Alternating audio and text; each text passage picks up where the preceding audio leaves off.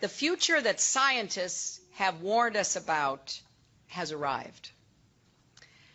We have been fighting this battle for a long time, and I know that for those of you who've been on the front lines, it can feel like 2 steps forward, 1 step back is what happens. For instance, in 2008, think about this, in 2008, hardly ancient history, the Republican Party platform had a long section about combating climate change. It supported wind and solar renewable energy. And now we have candidates like Ted Cruz who says climate change is not science. Now that can be pretty dispiriting, but it also can be galvanizing, because that means there are Republicans, quite a few of them, because remember, the Republican Party was among the original conservationists and environmentalists. We owe the EPA to a Republican president. I am issuing a very wide call for Republicans who care about this issue to join with us, because this is not a partisan issue. This should not be locked in by any one party or the other.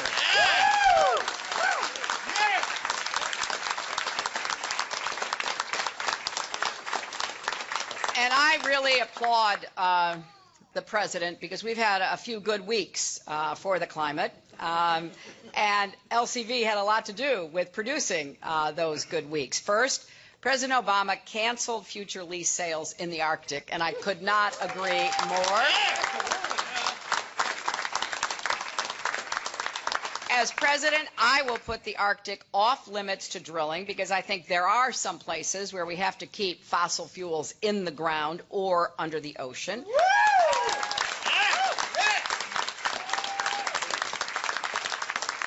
I will also work as president to create a coalition of other nations, particularly those whose territory borders the Arctic, to join us in this effort, because we're going to need to get the Arctic Council members. I was very active in this arena when I was Secretary of State, because there are a lot of countries eyeing the Arctic for exploitation, and we need to have an international consensus similar to what years ago we had about the Antarctic, only it has to be updated like we have to do with the Antarctic, and we have to get more countries to agree with us, leave it under the ocean.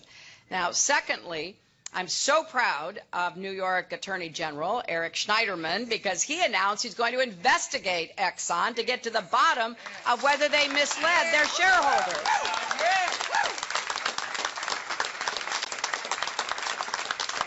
This is something that all 3 of the Democratic candidates called for. It's a big deal. It is unacceptable for anyone to put the health of our families and our planet at risk by obscuring science. Science, by the way, that they themselves initiated. And then as time went by, they rejected. So whether you're in the boardroom or on the campaign trail, we need to hold you accountable. And I am thrilled that the New York Attorney General is starting that process. And then, of course, on Friday, President Obama rejected the Keystone XL pipeline.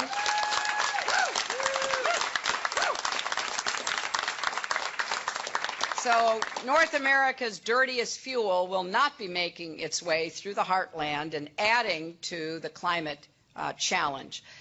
So it's been a good few weeks, but we have a lot more to do. And I am so concerned that we have to do a better job reaching out to people who either don't yet see this as an important priority, or who do but are not quite sure how to address it. It's kind of what Carol has said, that there are even people who basically agree with us, but they're worried about the solutions. And I have been very clear that combating climate change is not only the right thing to do in order to preserve our planet, to deal with the threats that it poses, but it can be a very smart economic approach as well. Why?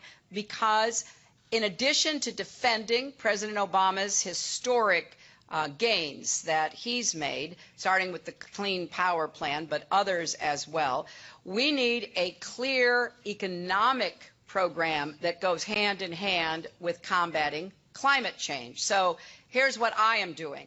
I want to set some big goals for America again. I think we need to get back into the future business and set those goals, like President Kennedy sending a man to the moon and back in the decade. When he announced it, people thought, we're never going to do that. That seems kind of far-fetched. Well, we did it.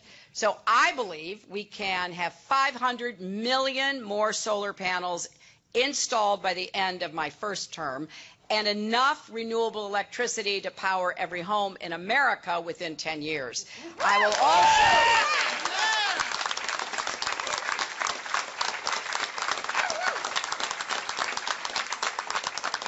Building on the Clean Power Plan, I will launch a clean energy challenge to partner with states, cities, and rural America to accelerate clean energy deployment, building efficiency, and clean transportation. You know, I spend a lot of time when I'm not in New Hampshire, I'm often in Iowa, and I have been struck by how 1/3 of the electricity in Iowa already comes from wind. So when people say to me, well, you know, it's really hard, we don't know how to do it. No, there are places all over America who are using wind and solar, who have plans in response to the Clean Power Plan, who are proceeding. We just have to take this look at it from a national perspective and really engage everyone to understand it can be an economic winner, not loser. It will create millions of new jobs and businesses. I will also launch negotiations with Canada and Mexico for a North American climate compact to cut carbon pollution and fight climate change across the continent. I think it's important that we work with our partners to the north and to the south, that we do more on a modern grid that connects both Canada and Mexico to us and then heads south through Central America into Latin America, and where we work together instead of arguing over a pipeline, where we work together to move more quickly on clean renewable energy. I want to make sure every American shares in the benefits of a clean energy future.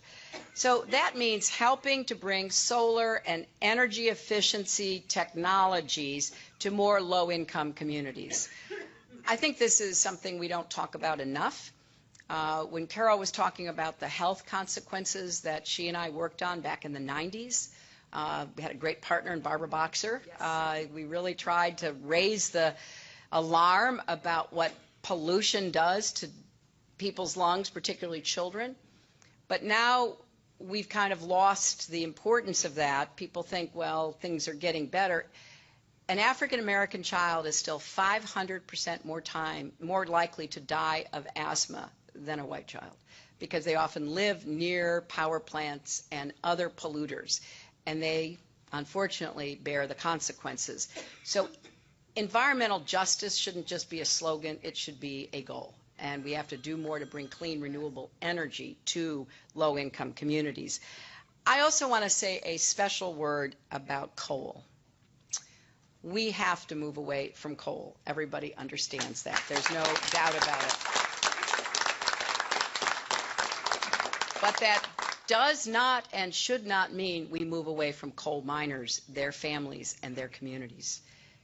You know, they kept the lights on. They put the lights on back in the 19th century. I'm not going to leave them behind.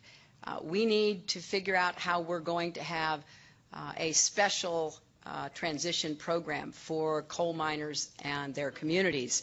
Protecting mine workers' pensions and health benefits, for example, is essential, because as coal has plateaued, a lot of the companies have literally tried to snatch away the benefits that coal miners have earned over time.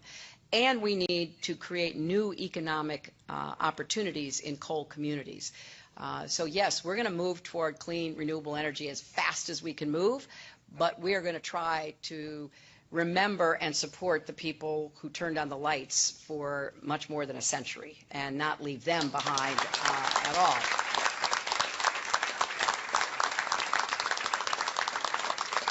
In the weeks ahead, I'll be announcing more plans to make our cars, our buildings, our industries more efficient, to save Americans more money on your electric bills, and to make our manufacturing more competitive.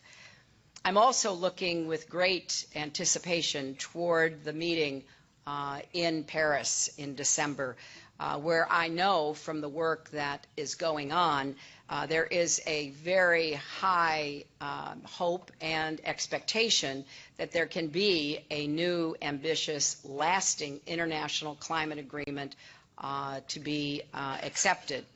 And if it is successful, which I hope and believe it will be built on the foundation that President Obama and I laid in Copenhagen.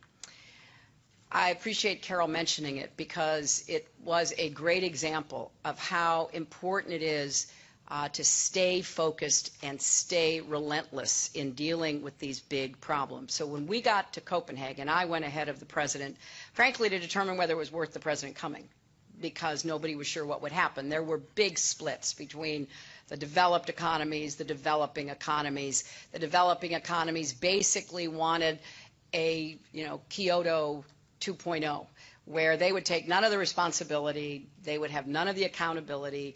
That would primarily rest with the developed economies. And there was no recognition of how the future would be one dominated by Chinese emissions, Indian emissions, other developing countries. So the president and I were trying, so I told him to come. I said, it's very contentious, it's very difficult, as Carol remembers, but come and let's see if we can get something accomplished. So he came and we couldn't find the Chinese. I mean, we kept calling. I mean, after all, it's the President and Secretary of State saying, we'd love to meet with you. Oh, so sorry. On the way to the airport. Oh, so sorry. Can't find. I mean, it was just quite remarkable. So we sent out scouts to go through this huge convention center in Copenhagen and said, find the Chinese. And they did. And they reported back to us. They said they're in a secret meeting with the Indians, the South Africans, and the Brazilians. I looked at the president looked at me, and we said, that sounds like a meeting we need to attend. So you've heard of motorcades. Well, this was a footcade. We marched through that convention center, and we went up these stairs. I mean, they were way out in the far corner, and they were meeting in a room. They covered it all up with, drapes like that. And that had Chinese security at the top of the stairs, and the president and I are going. His legs are a lot longer than mine, so we're running up the stairs. He's walking up the stairs.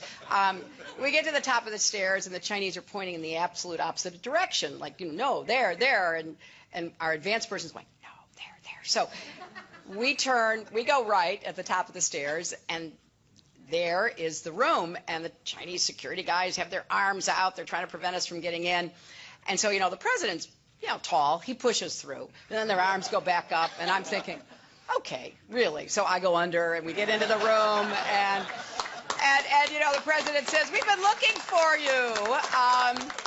And so we pull up chairs. We did have our translator with us, and a big argument started back and forth, I'm like, oh, what were we doing there? But we just basically said, look, guys, this is about your future. You can leapfrog. You can make different decisions. You can keep developing, but doing it with clean, renewable energy, and we want you to be part of what the world needs to do. And it was at that meeting that they did. The Chinese agree to begin to take a hard look at themselves.